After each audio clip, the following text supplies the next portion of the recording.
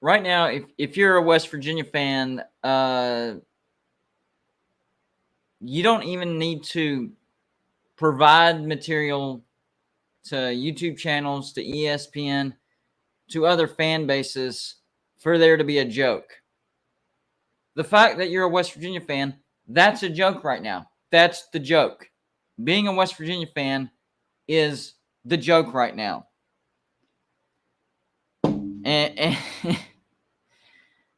And I understand it.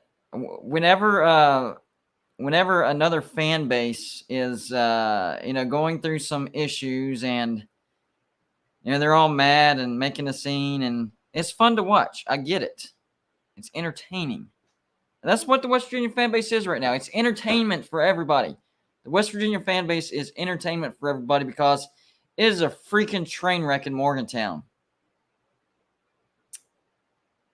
Train wreck. That's the man. And yes, the Clowntoneer will make an appearance. I was just waiting on confirmation of whether something was or wasn't going to happen, and it looks like it's not going to happen. So all I can say is keep your eyes out tomorrow. He'll probably be making the appearance tomorrow. But I heard from several sources yesterday, like 5 or 6. Oh man, announcement coming tomorrow. I'm like, okay. This is one of those things where, I mean, y'all know me. I make a video on everything, like especially conference realignment, coaching candidates, who I would want at West Virginia, in my opinion, very opinionated videos. But whenever it comes to like an actual, somebody is or isn't getting fired, I try to wait and make sure, is there a press conference? Who's saying this?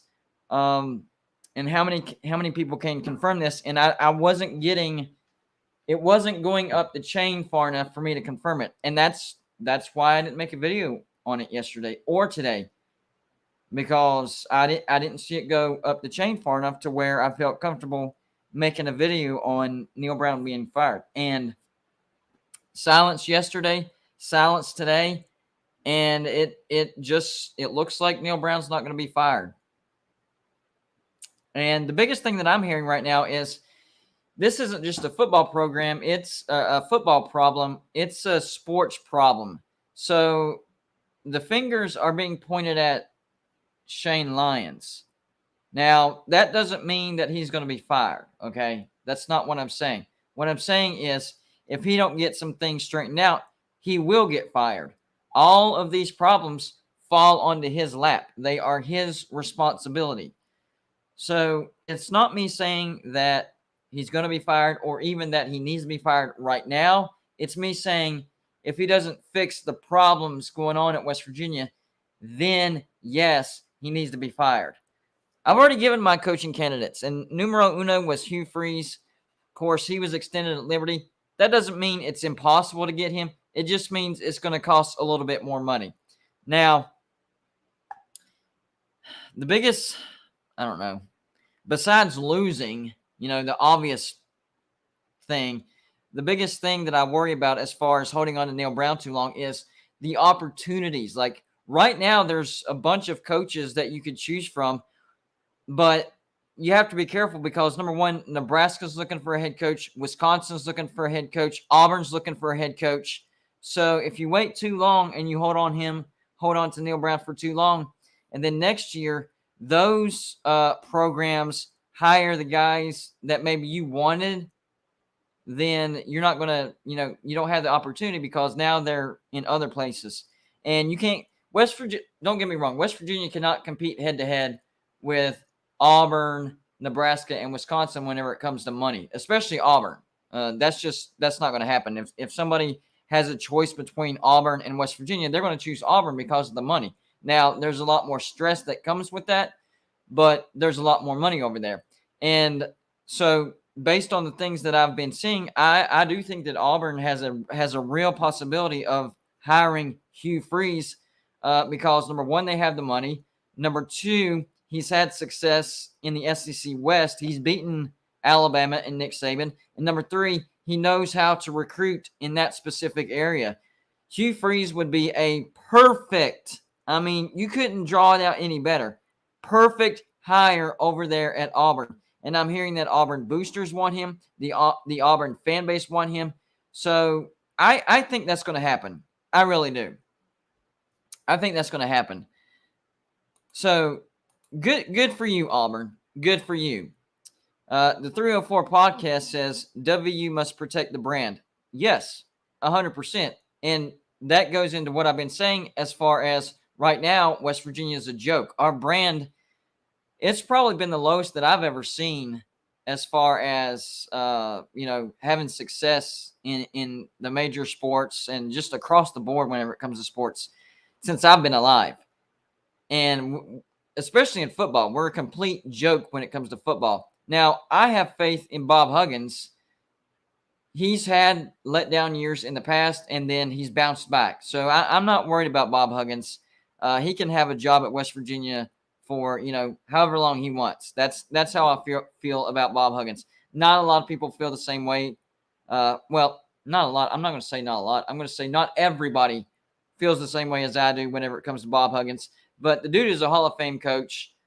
He figures out how to come back from bad seasons, and he's put West Virginia in positions that we've never seen before. I mean, the Final Four, I know it's been over a decade ago, but how many NCAA tournament appearances has West Virginia had under him? How many Sweet 16s? How many Elite Eights? And then, of course, the 2010 Final Four. The dude has had major success at West Virginia. I'm not worried about Bob Huggins. It's our football brand, and it looks really, really bad right now. So since coming over to West Virginia, and I made sure to do all my research, that way I have everything laid out. Since coming to West Virginia, Neal Brown is 20-24. That is the worst start in 30 years as far as a head coach, their first 4 years at West Virginia. The worst. No argument. Bottom line, the worst. Might be 40 years, but at least 30 years. All right? So this year, the train wreck of 2022, all right? We start off on the road, backyard brawl, number 17 Pitt, and we had so many opportunities. We had the lead most of that game, and we had so many opportunities to stretch the lead to make it to where the game was iced, and we just never could. We end up losing 38-31. Biggest thing that everybody wants to zero on, including myself, was the 4th and inches. We go for it. We ice the game. We start off 1-0. Instead, he plays analytics again, and we lose the game. Next game, Kansas. We lose. That was a bummer. We didn't realize how good Kansas was. So we lose in overtime, 55-42. Kansas turns out to be really good, so that's not that bad of a loss. But we had an opportunity to win that game. We were down by 2 touchdowns. We battled back. We sent it to overtime. Still lost the game with back-to-back pick sixes to lose the game, right? Then we beat FCS Townsend. Then we go on the road and beat our other rival, Virginia Tech. That was a feel-good win, 33-10. We obliterated them. Then we go on the road, and then we get obliterated by Texas, 38-20, because of a terrible first half. Come back home, beat Baylor because every bounce that you could imagine went our way.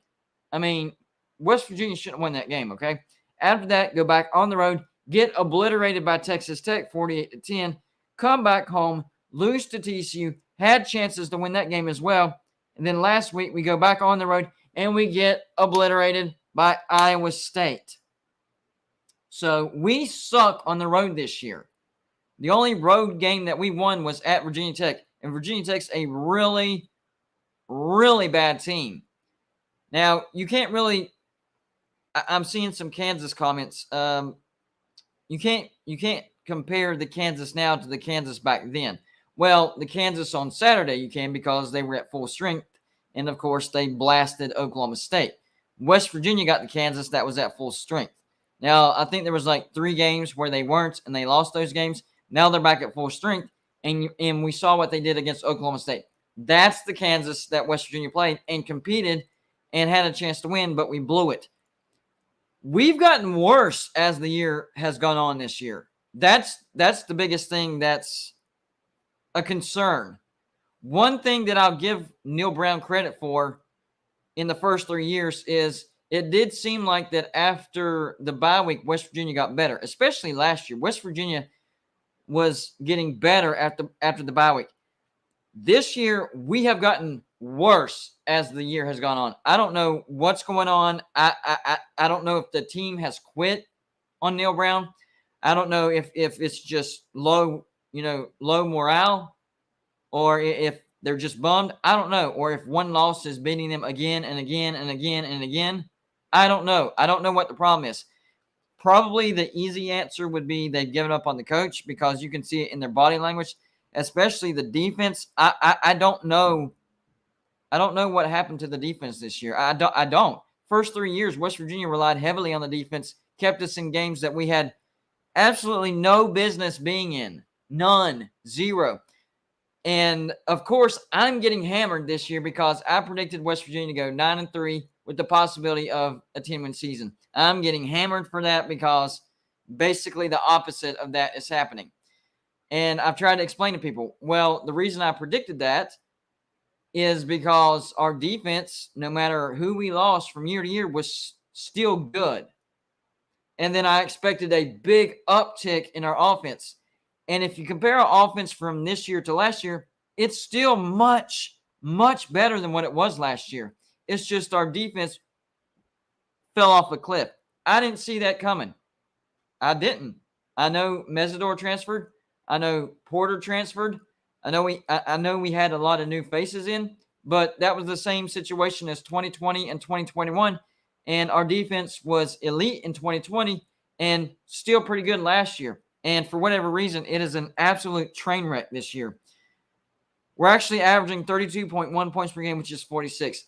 And that's come down in the past 2 games. Before the Texas Tech and TCU, we were actually averaging around 35 a game, which was like 30th. So the past 2 games has hurt us offensively as far as the numbers go. But the glaring number is defense, allowing 34.2 points per game, 120th. There's only 11 defenses worse than West Virginia's. Is that sinking in, guys?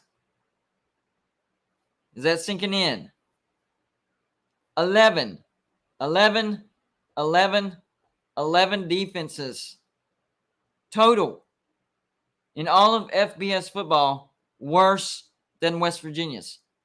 And we're talking about all Power 5 teams, all Group of 5 teams, all independent teams. Sunbelt, Conference USA, MAC, Mountain West, AAC. A total of 11 defenses are worse than West Virginia. That's bad. That is embarrassing. That's embarrassing. We've had bad years both on offense and defense, like bad years like in the 60s or 70s, maybe 80s. But 120th, are they even trying? How are we that bad? So not only are we bad on defense, but the differential is not in our favor. We scored 32 a game, but give up 34 a game. That's a terrible sign.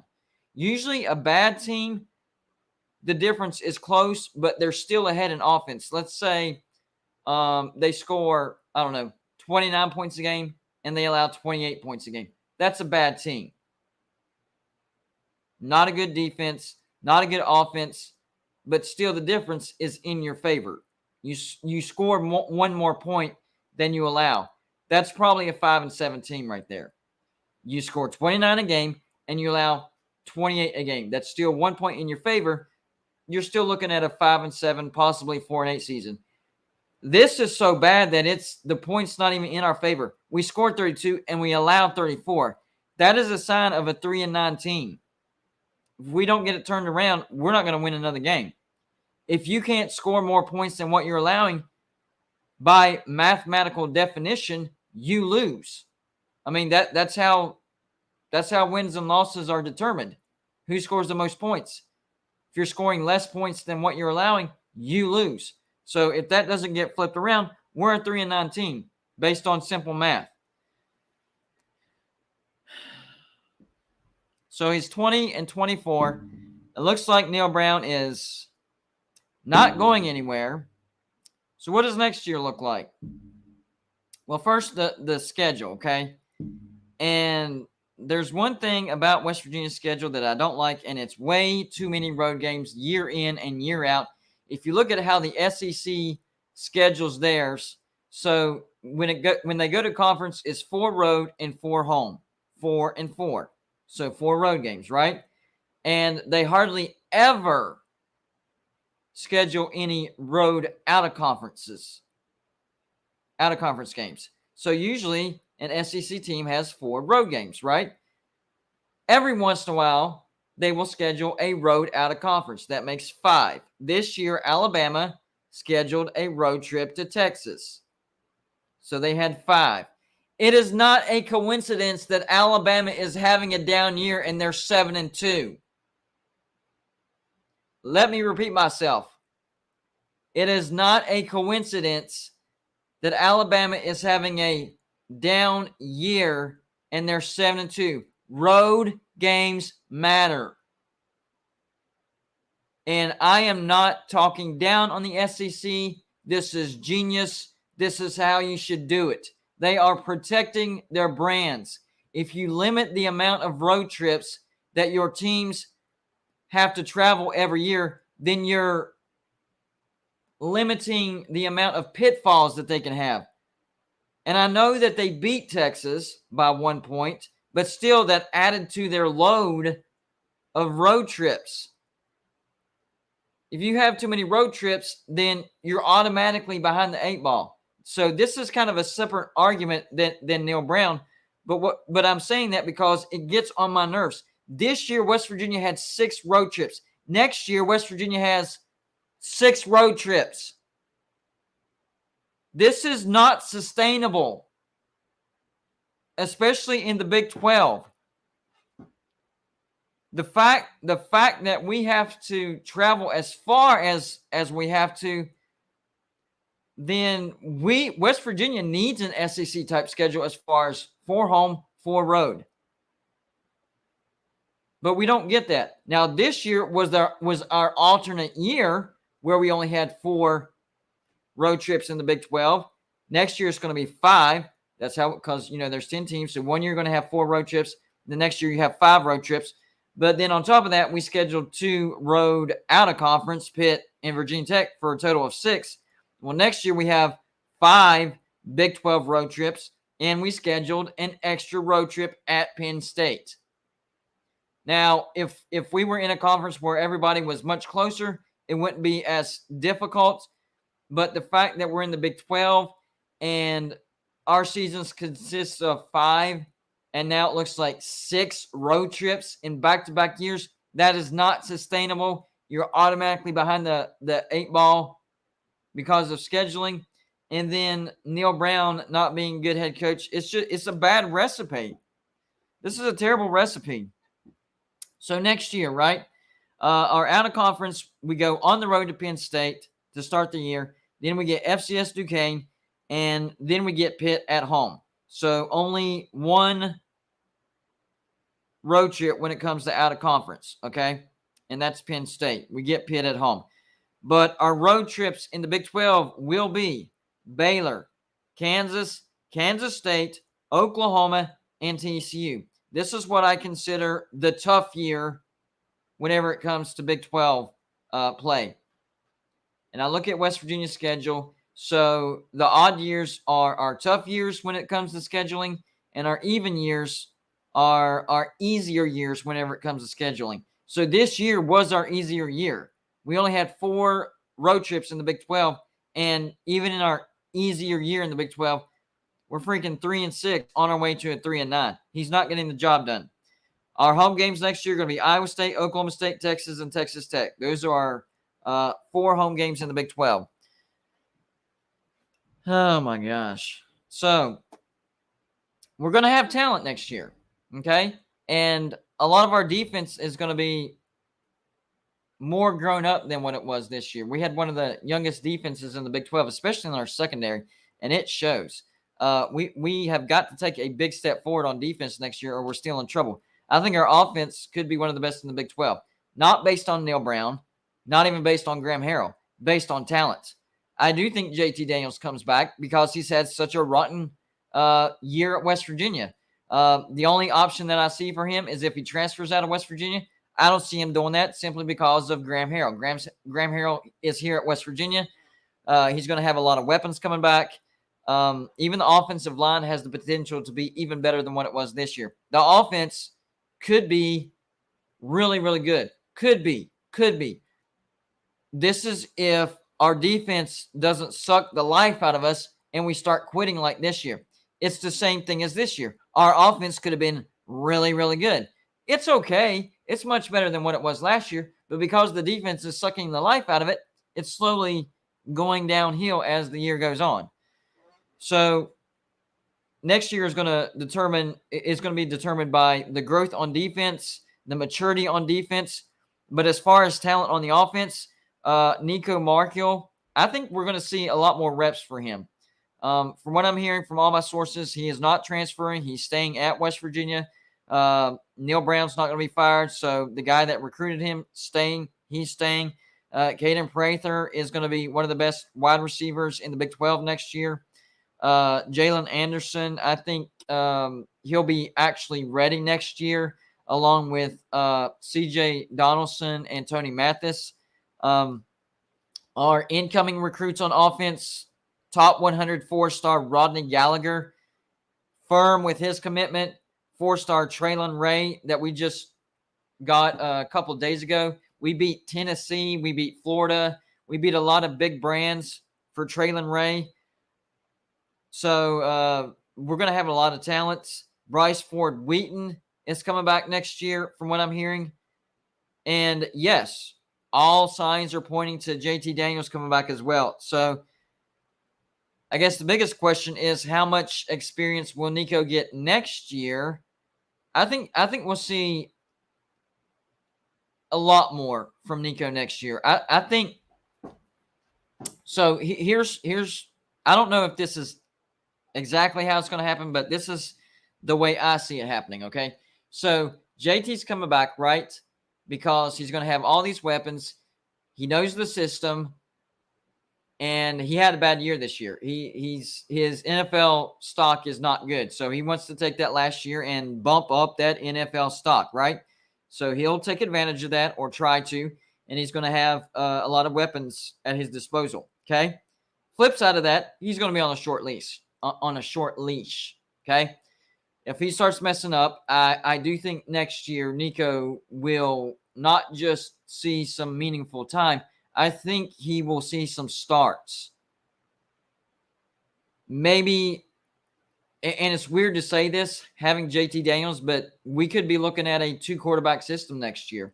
And I'm not talking about Garrett Green coming in for, a couple snaps running the Wildcat. I'm talking about one getting the start this week, seeing how he does. If he didn't perform up to snuff, even in a close win, then the next quarterback gets the start. If he looks good, then he'll start the next game. If he has a down game, it'll go like that. That's the way I see next year playing out. It would absolutely shock me if Garrett Green did not transfer in the offseason. It would make no sense to me, to be honest with you. I would be like, why? Why are you staying here? You're not going to see any snaps. Neal Brown hasn't shown any type of faith in you. For your own sake, you need to go. I'm not trying to run you out of Morgantown, Garrett Green. You're welcome, okay? However long you want to stay, you're welcome. I'm saying for your sake, for the sake of your career, you need to transfer out. West Virginia is not doing you any favors at all, okay? Not at all. So I would be blown away if he doesn't transfer.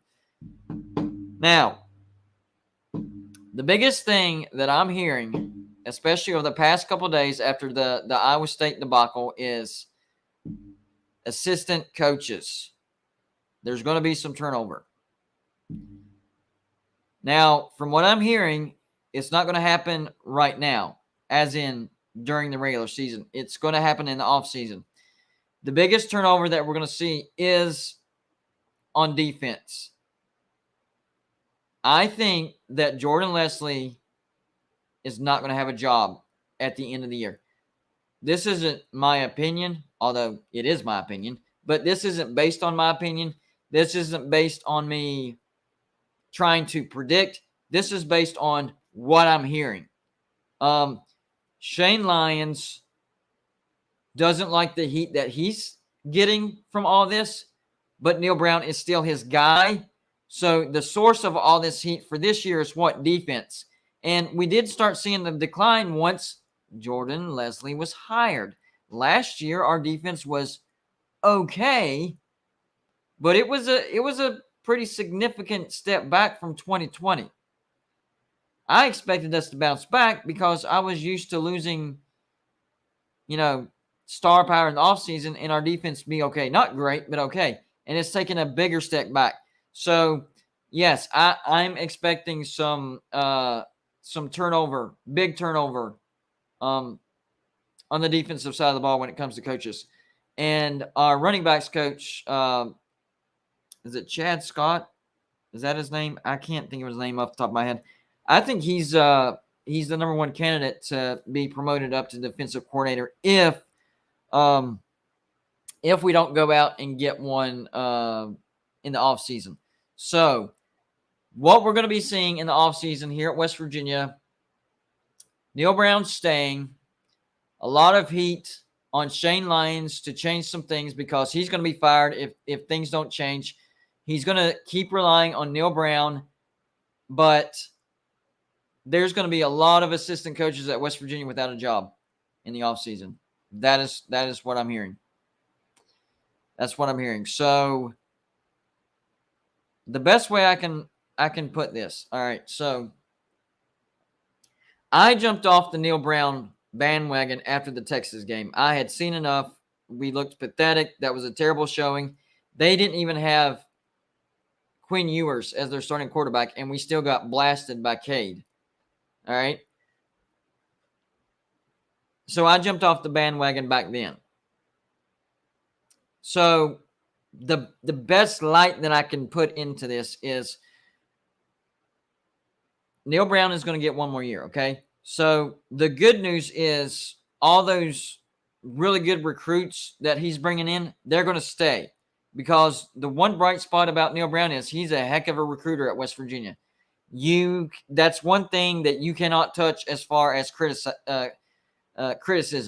okay? Can't touch his recruiting. Great recruiter. So on the plus side, all those recruits will stay. Even the ones that are getting, sophomore, junior status.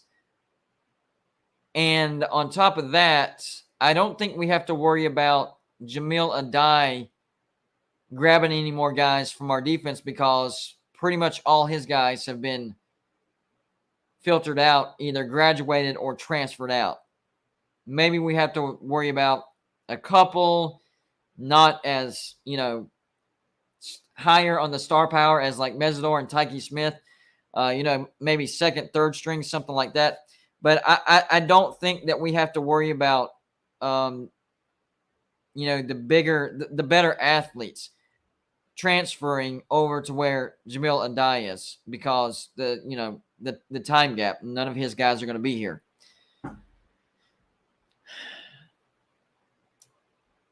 But we have to mature in the secondary. I think our defensive line is fine. It's not done as well as I thought, but I think that's more on the secondary and it's put more pressure on them. And, just overall the defense looks bad. But I think our defensive line has been fine. And it's our secondary that's just been losing games for us. And it's just spread throughout. If you notice, it's like a disease. It's been contagious. First, it started off with just the secondary against Pitt. Oh, man, our offense looked great. Defensive line looked pretty good. Even our cornerbacks had a pretty good game. But, man, our secondary did not look good. Our safeties need to grow up, and our linebackers need to get in the right position, right? Fast forward to the Texas game. Well, our secondary is trash. Now our quarterbacks can't cover a receiver, and our defensive line is looking a little bit shaky, right? Fast forward to Iowa State. Our entire defense is trash, And now our offense can't score more than 2 touchdowns. You see the progression? One little pocket of being terrible spread to the entire team. They were that bad. They were so bad that the rest of the team couldn't cover it up, and instead it spread to the rest of the team. That's how bad that problem was. So if that problem doesn't get fixed, guess what? That could happen again next year. It's a real possibility. If that problem doesn't get fixed and it's as bad as what it was this year, it could spread exactly the same way as it did this year. And I bet a lot of people that have watched West Virginia football, I'm not saying you weren't paying attention, but you didn't see it the way I was seeing it. There was definitely 100% of progression. Pitt game, offense was clicking. Yes, drop balls, and we talked about it. Defensive line getting great pressure, stuffing the run. Pitt couldn't run the ball worth a crap, and our cornerbacks, they were pretty good. They were good. And Charles Woods, yes, he went out. But our quarterbacks did their job, right? But, man, with safeties and linebackers, Kansas game, it got worse. Safeties and linebackers looked lost. Absolutely lost, right? Texas game, same thing. They look lost, and now our cornerbacks not covering so well, and we can't quite stop the run, right? Texas Tech game, we have all those problems, and now our offense is struggling. Iowa State game, we're having all those problems. Our offense is struggling, and now JT looks bad. It just got worse and worse and worse, and it started with the secondary. So that needs to be addressed. It needs to be fixed, and it starts with the assistant coaches on the defense. If that doesn't get fixed, then 2023 is doomed, and we're going to be in the same conversation as we're in now.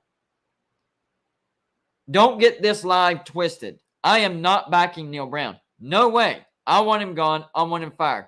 All I'm trying to do is spin a positive on something that looks hopeless. That's all I'm trying to do with this live show. I'm trying to spin some type of positive around the bleakness of West Virginia football right now. Because no matter what we say, we don't make the decisions. Neal Brown's not going to be fired, guys. All right?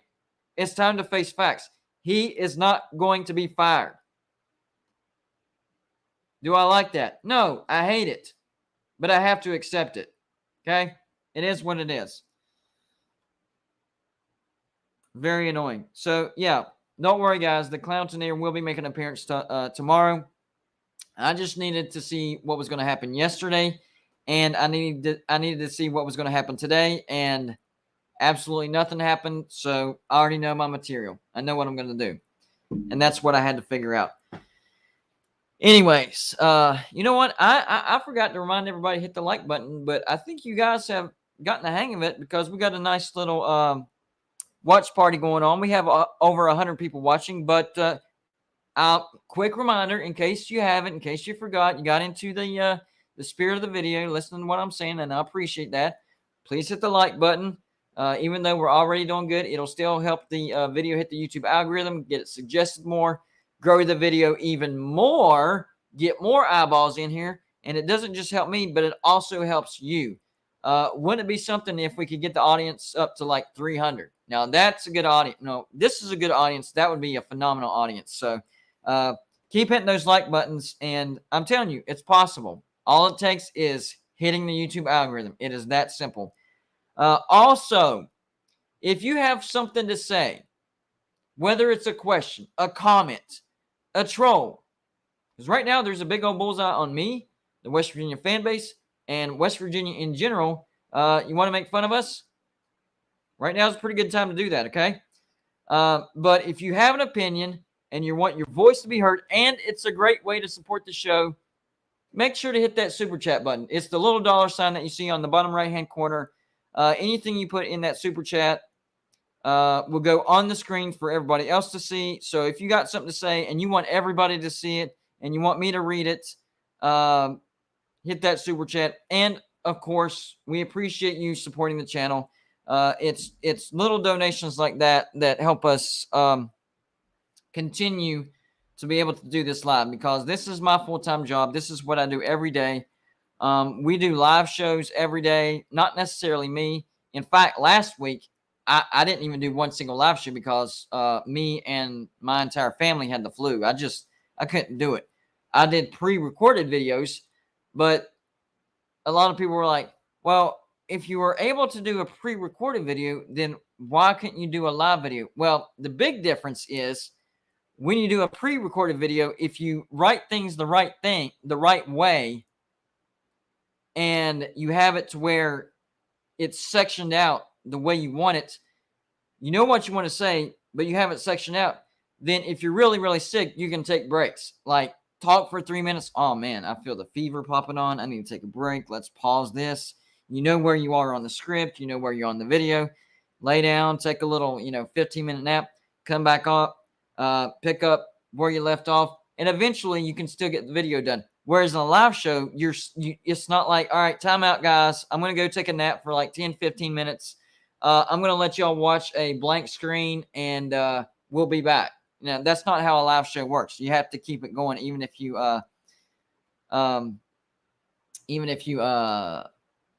aren't feeling great. So last week, shout out to Joey for keeping the live shows going because, man, I was not feeling good at all. And it actually, the entire family, like my son, he went to school for one day and he was the lucky one. He was well for one day. The rest of the kids, they didn't get to go to school the entire week. So they were sick the entire week. He got to go one day because he was well for one day. So he was the lucky one. But back to normal this week. Live shows every day, of course. Right now, I'm doing like 2 pre-recorded, sometimes 3 pre-recorded. There's just so much going on right now that, sometimes one video is just not enough. It's just not. So that's how we do that. Did I remember my... Holy crap. I forgot my Pepsi, guys. Hold on. Unbelievable.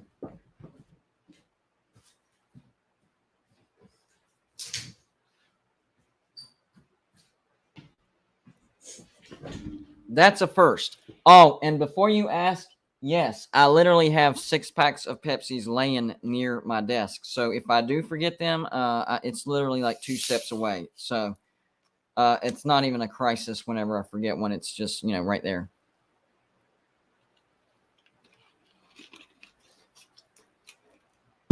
Anyways, so bottom line is it looks like West Virginia is stuck with Neal Brown for at least one more year. I do expect a lot of,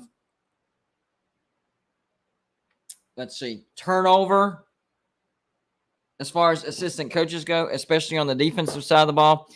I think offense, all the offensive personnel, I think they're all safe. I can't really think of I do think we need some improvement on the wide receivers. I'm not sure. I don't know the name of our wide receivers coach, so I have to look into that. But as far as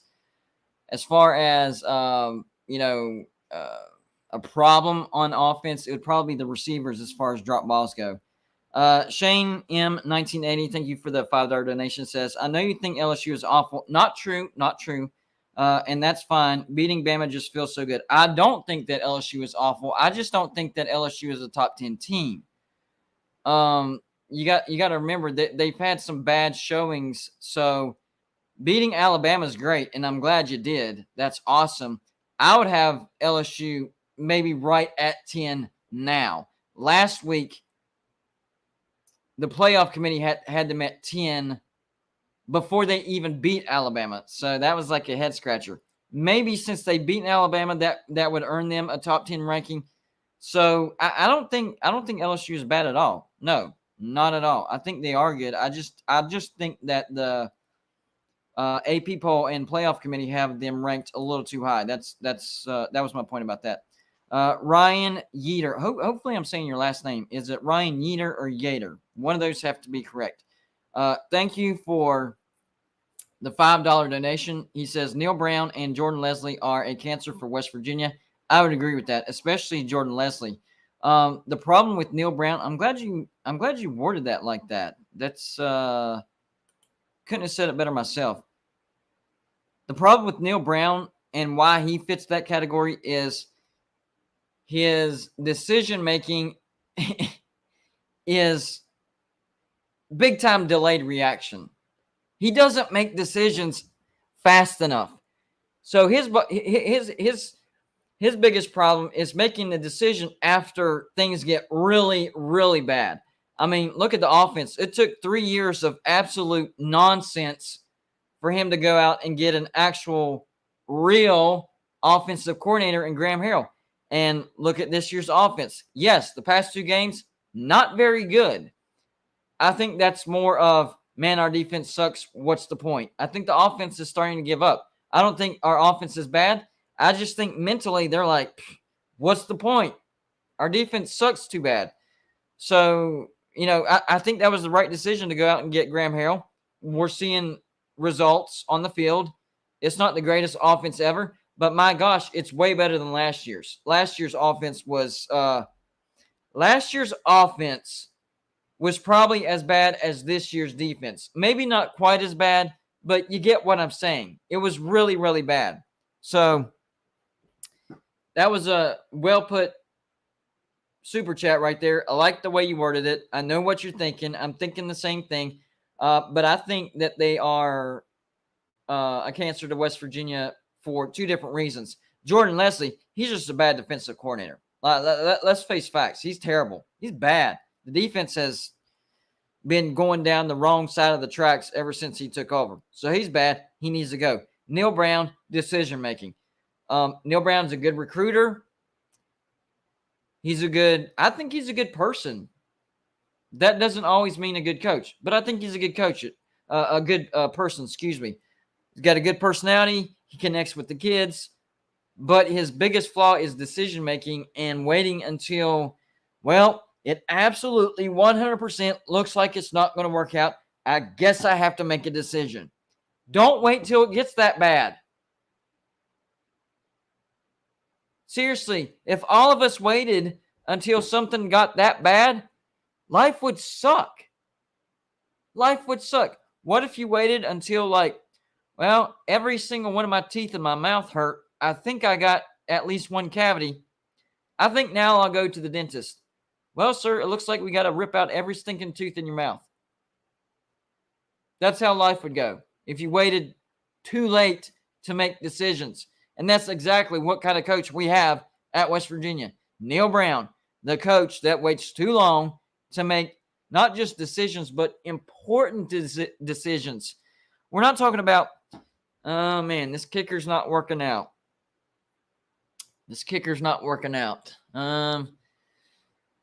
I'll give him another chance. And we just have a really bad kicker. And finally, man, we just need a new kicker. Okay, yes, that's still an important decision. We're talking about coordinators, not like single players or something smaller. We're talking about coordinators, somebody that controls an entire side of the ball. The offense had to get so bad. He finally switched to where I guess we need a competent offensive coordinator. I tried everything I could to fix this, but I guess all hope is lost, and we got to go out and get an actual offensive coordinator. Well, guess what? We're right there with the defense. So in the offseason, and it sucks that we had to basically tank 2022 to come to this decision, but I guess for him to make a decision, you got to tank a year. Look at last year. I know we got to a bowl 6-7, but it's still a bad year.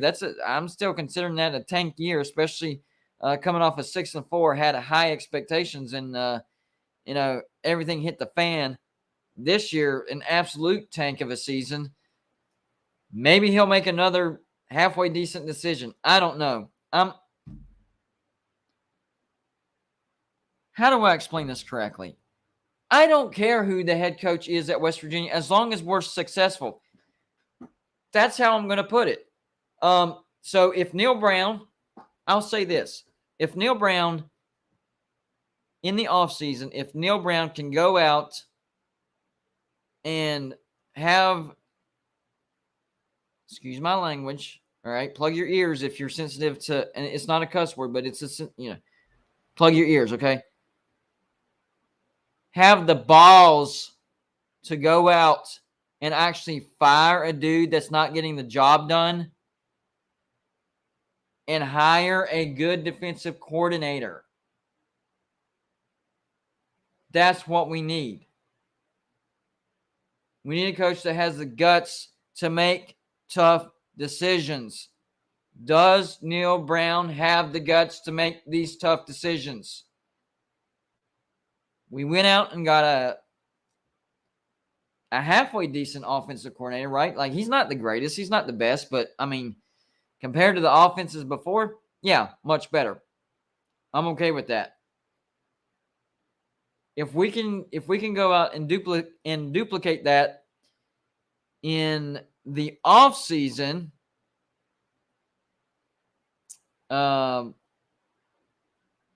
maybe we can be halfway decent. Robert Borchert, I see what you're saying, but I saw both of your donations, by the way, buddy, and I did put them on the screen, but there was no comment attached to it. So there was your first one. It's got to go back a ways. There was your second one. So maybe I can go through the comments section and see maybe you hit the super chat and then you commented separately, because I have your donation on the screen right there, but there's no comment attached to it. So whenever you hit that super chat button, make sure to type in your comment first, and then, or is it the other way around? No, I think you can hit the button and then type in your comment, and then that's what goes on the screen, because what you see on the screen, yeah, there's your donation, but see that little blank thing underneath? That means you didn't put a comment in. Let me give you an example real quick. And don't worry, this happened to me whenever I started doing super chats as well. So you see Ryan's, you see his donation, and then you see underneath the words. So he typed the comment in with the super chat. So with yours, when I click on it, there's nothing underneath it. So since you've already done a couple super chats, if you have something you want to say, you can do a regular comment. You don't have to super chat again. And I'll put it on the screen. I didn't know that's what was happening, so sorry about that. But yeah, your super chat did go through. It's just there was no comment that went with it. So I didn't know what you were thinking, because I didn't see a comment. I haven't perfected mind reading yet. You can ask my wife on that one. I haven't perfected that yet.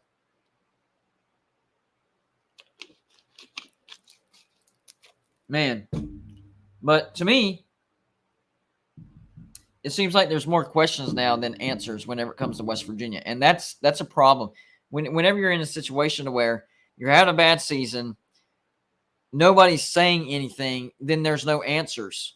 And it's a bunch of questions. So all this stuff that I've given you, yeah, I'm hearing, this guy's going to be fired in the offseason. It looks like we're going to have a big turnover, on defense.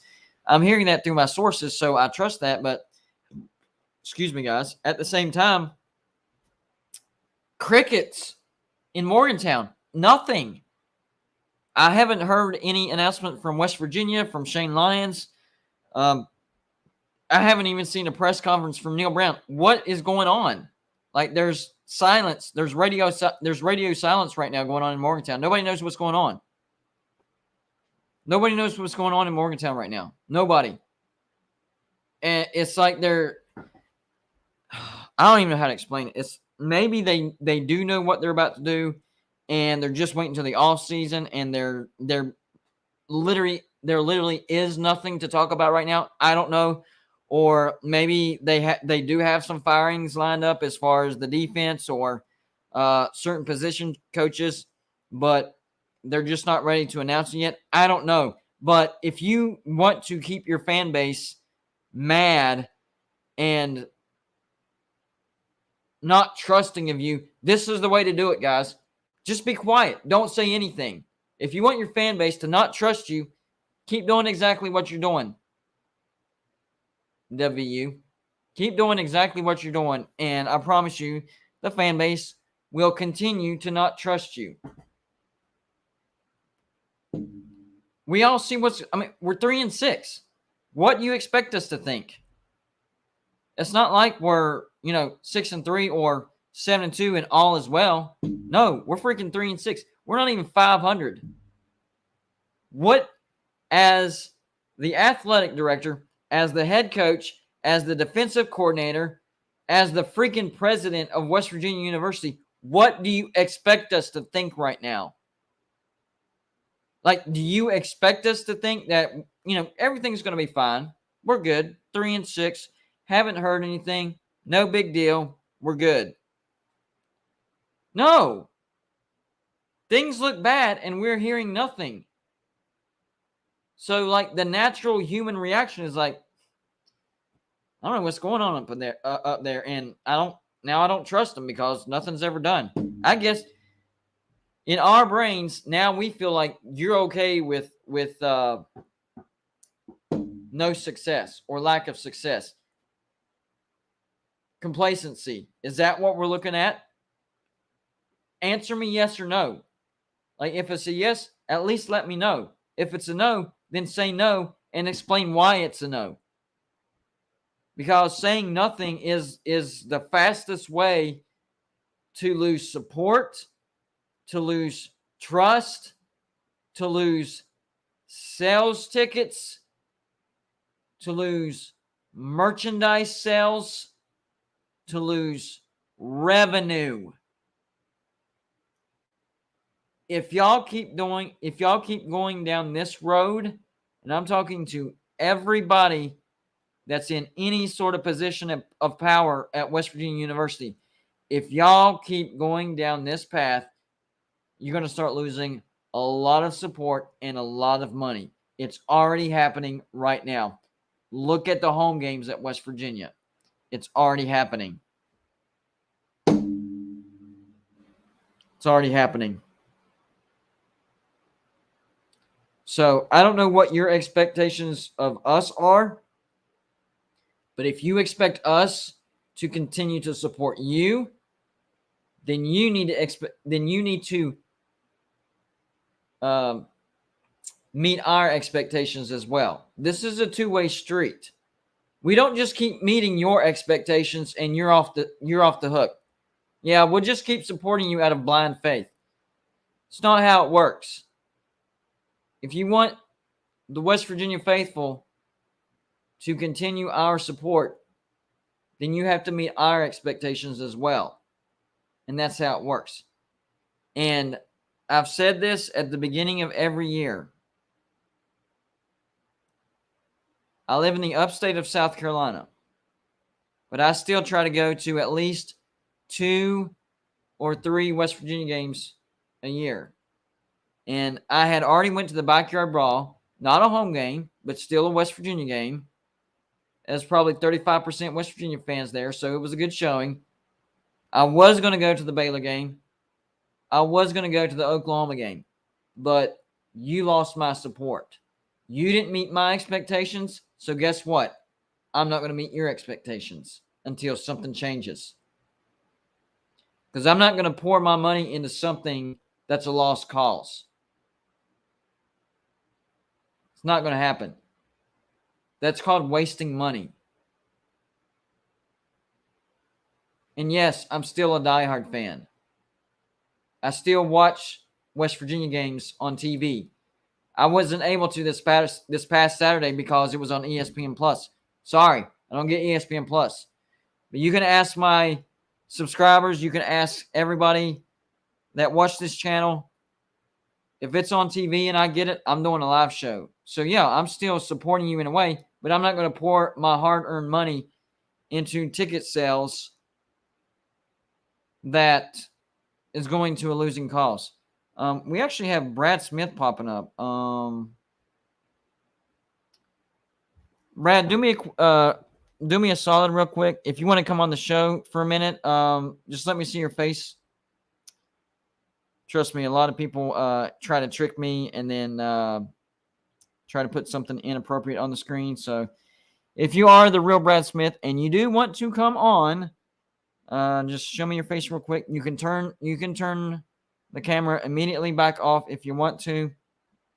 But I do need to confirm that's you before I put you on. So it's up to you, Brad. But I'm sick of it.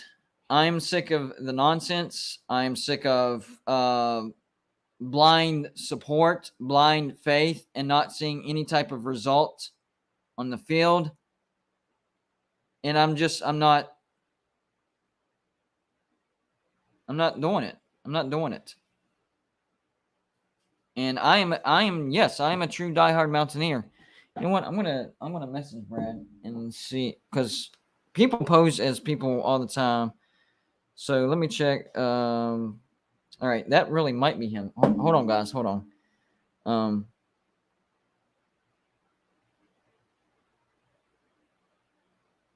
Hold on.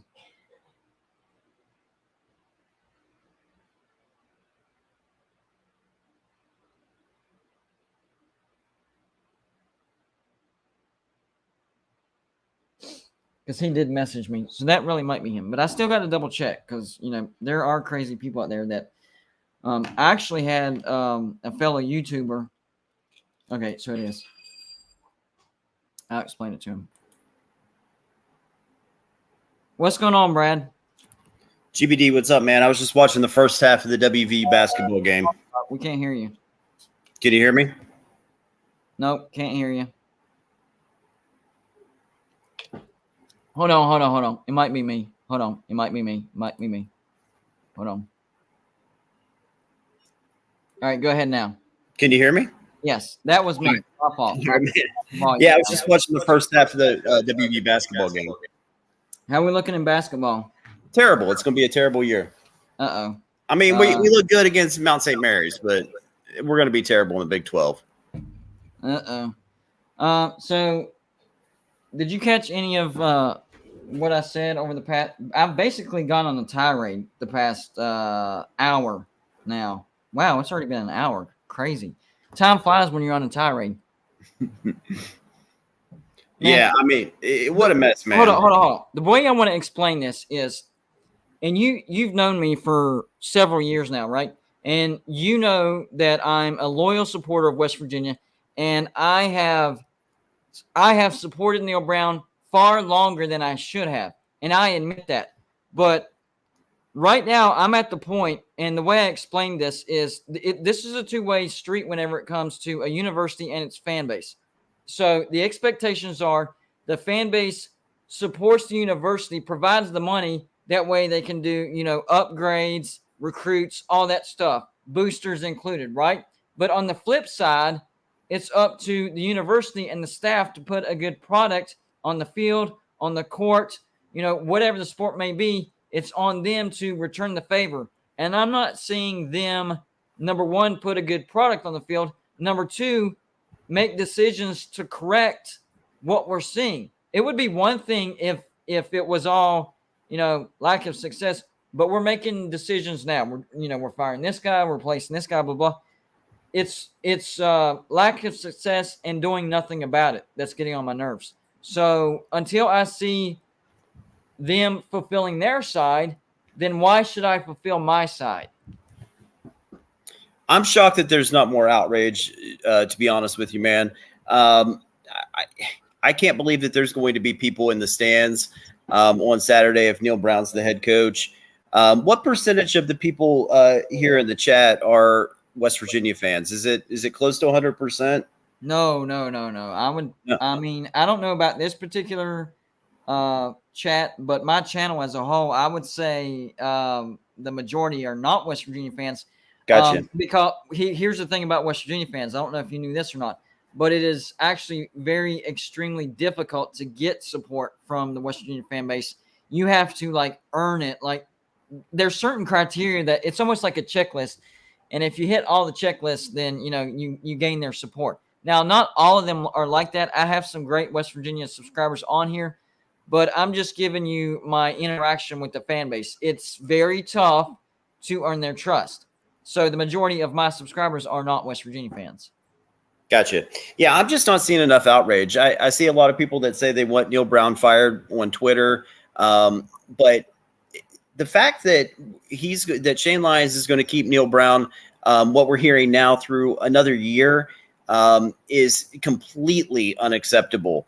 And, you and I grew up in West Virginia. We know how much it means for West Virginians.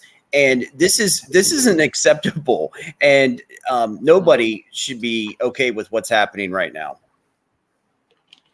Did you hear what I said earlier about the way I explained this season was for the first game against Pitt, our offense looked really good except for some drop balls, right? And then our defensive line looked good. It stopped the run, and our cornerbacks were okay. It was our secondary and linebackers that were terrible, right? Then in the Kansas game, they still looked terrible, and then they looked out of place. It's almost like the secondary and linebacker play was so bad that it spread to the rest of the team. So everybody's gotten worse, and it all started with the second. Like even the past 2 games, our offense, the thing that we could at least lean on to keep us in football games, it's gotten bad now. It's almost like this lack of success has turned into a disease, and it's spread to everybody. Now everybody sucks. I would feel a little bit better if Neal Brown has shown that he's willing to make any changes too. Exactly. Over the last 4 years, he has not shown one time that he's been willing to make any changes. We suffered through Jarrett Deggy for 2.5 years because he refused to make a single change. And he's doing it. He's going to do the exact same thing. I mean, the offensive game plan this last game, you would think there'd be a little bit of change. There was nothing. I mean, it was the worst, least creative offensive game plan he's ever had at West Virginia. And that's the problem, is that he's too stubborn. And I know everybody has to preface everything they say about Neal Brown as, oh, he's such a nice guy. I don't know that he's a nice guy. I think he's a stubborn prick, in my opinion, because he is not. This is unacceptable that the same mistakes are being made every single day, every single game. And the way I told my subscribers and whoever's listening is, I don't care who the head coach is. Have success. If Neal Brown, and this is me trying to have the silver lining to any type of problem, okay?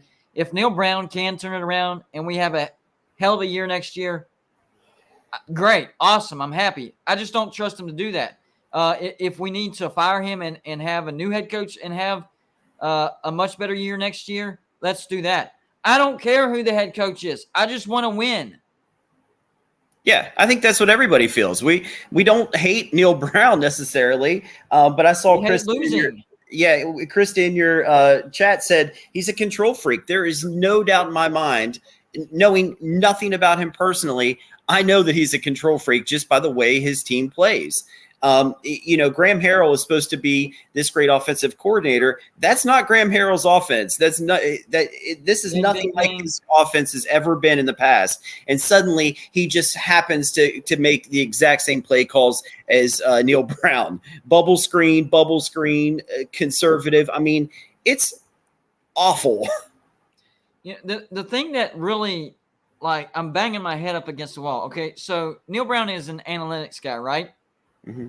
Analytics should be telling him by now that bubble screen does not work. So if he's an analytics guy, why does he keep running that play? None of it makes sense, man. Everybody in their living room saying the same thing as you and I, and nothing's being done about it. It would be one thing if our receivers were able to block, or if they were set up in a position to where they could hold those blocks.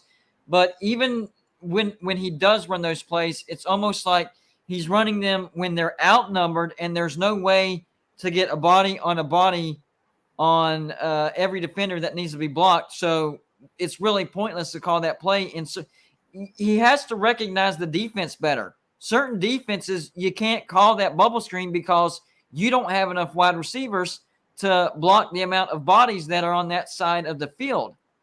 Is he not like what is he seeing that? I don't get it. Yeah, and if the rumors are true that they're going to fire the entire coaching staff other than him and start anew, to me that's the exact opposite of what needs to happen. I don't think Jordan Leslie's a bad defensive coordinator. It's been proven over the last couple of years that he's okay. I think Graham Harrell, if he had any power to call the plays that he wants to call, I think he would be a fine offensive coordinator. Whoa. Are you hearing that we're going to let go of Graham Harrell?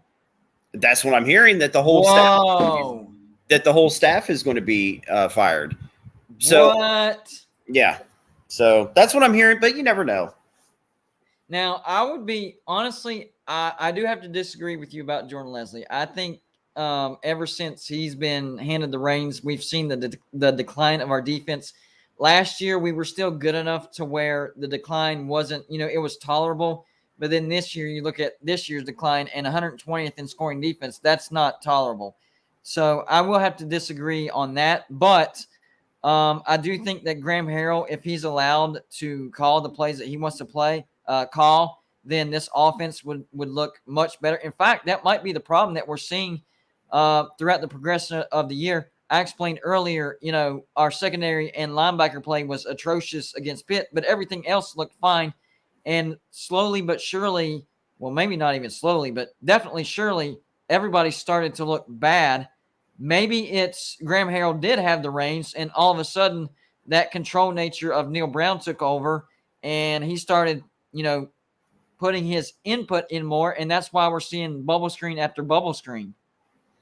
Yeah, and I just want to be clear. I'm not a Jordan Leslie fan. I think the day that Neal Brown hired him instead of Jamil Adai was Terrible. the beginning of the end for the Mountaineer program. I just think Tony Gibson should be our defensive coordinator right now. Yeah, of course. Yeah, I mean, I like Adai, but Gibson certainly would be a better choice than Leslie.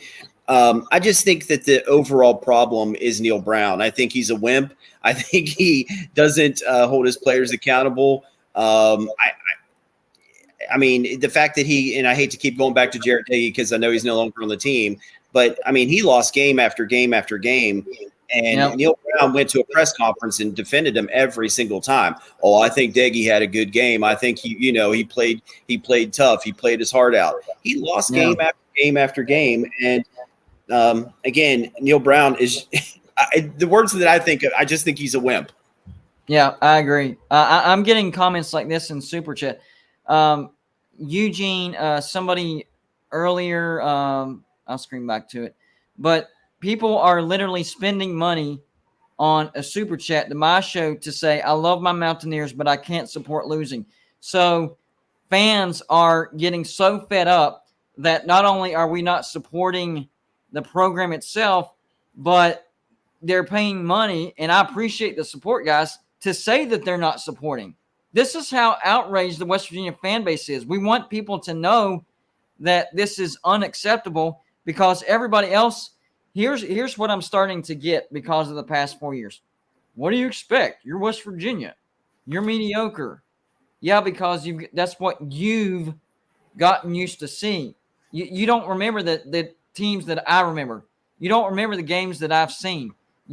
Everybody that's not a West Virginia fan just sees what they're seeing now, and of course they're going to say, well, you're not going to do much better than what you're doing now anyways. Oh, yes, we can too. I promise you we can. That's the thing that infuriates me more than anything on social media is this loser's mentality that West Virginians have kind of adopted now. That hey, when we fire Neal Brown, what other coach is going to want to come here and coach at West Virginia? A lot of really good, proven coaches that have done it at the Power 5 level would want to come to West Virginia. Yeah. And it's remarkable to me that people just think West Virginia is this place this school that nobody's going to want to come to, and that's simply not true. Yeah, exactly. And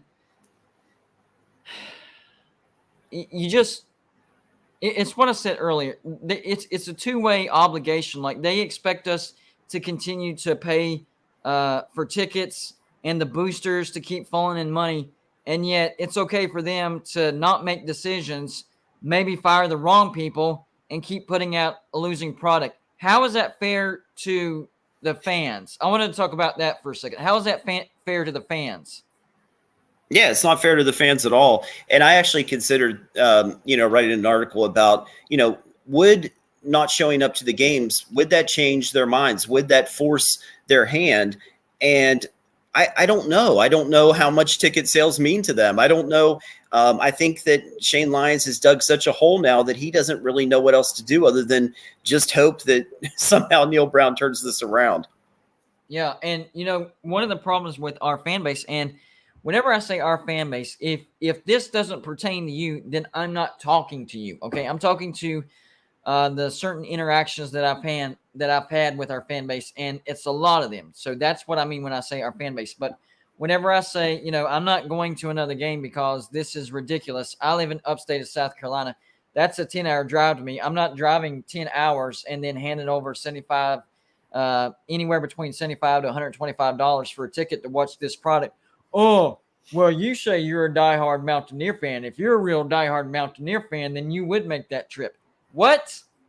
So in order to be a diehard fan, you must spend your hard-earned money, drive 20 hours round trip to watch the product that we're seeing on the field. That's the only way that you can be classified as a diehard.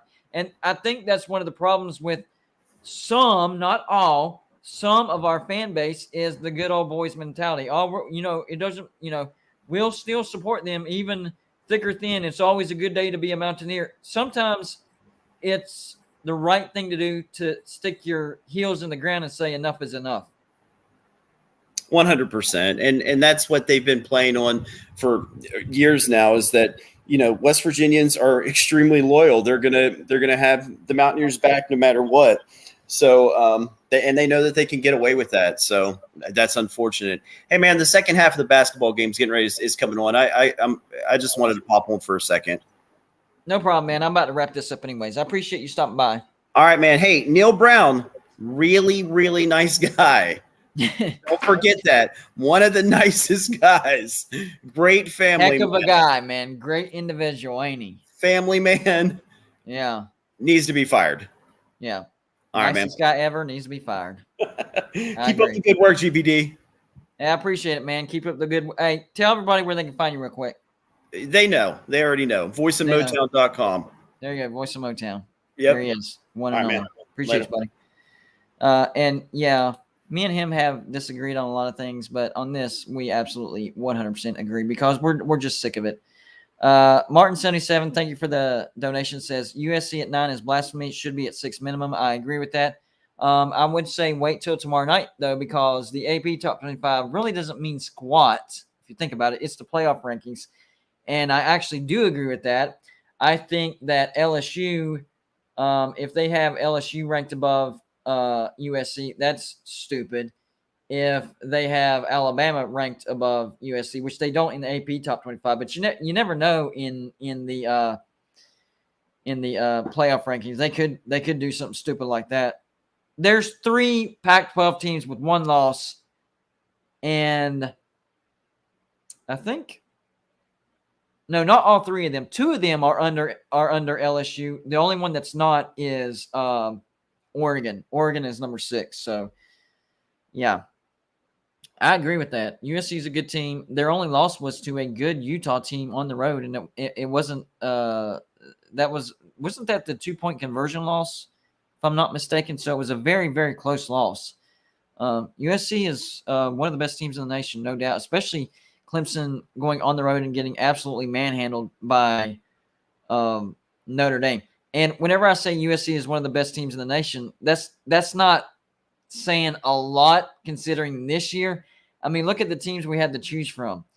Georgia, yeah, I would consider them the number 1 team, but they struggled against Kent State and Missouri. They escaped Missouri with the win, right? Ohio State, they haven't looked good at times. I know it was windy and rainy at Northwestern, but wind and rain doesn't affect the running game as much as it did in that game. They beat Northwestern 21-7. That doesn't look like a very good team. Tennessee, you know what? As poorly as Tennessee did against Georgia, I think they did a little bit better than what I was anticipating. So they actually showed me a little something, but still they lost, and they didn't look good against Florida. There's some games that they haven't looked good at. Michigan, maybe Michigan's been the most consistent, but their schedule hasn't been tough. So there's that. And they did struggle a little bit against Maryland on the road. And then there's Clemson. I mean, they've had some decent wins, but they struggled against Wake Forest. They struggled against Syracuse. They got blasted by Notre Dame. Then there's Alabama. They have 2 losses. A good showing against Tennessee on the road, still lost it. A decent showing on the road against LSU, still lost it. And then people forget that LSU got blasted by Tennessee at home. So there's that. That's 2 losses. And they struggled against Texas A&M.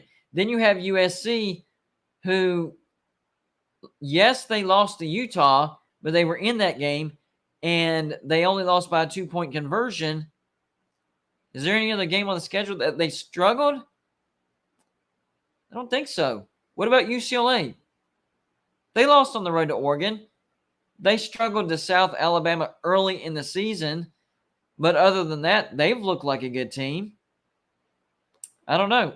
This is going to be one of the more interesting playoff runs that we're going to see that we've seen since the playoffs started, because nobody has separated themselves.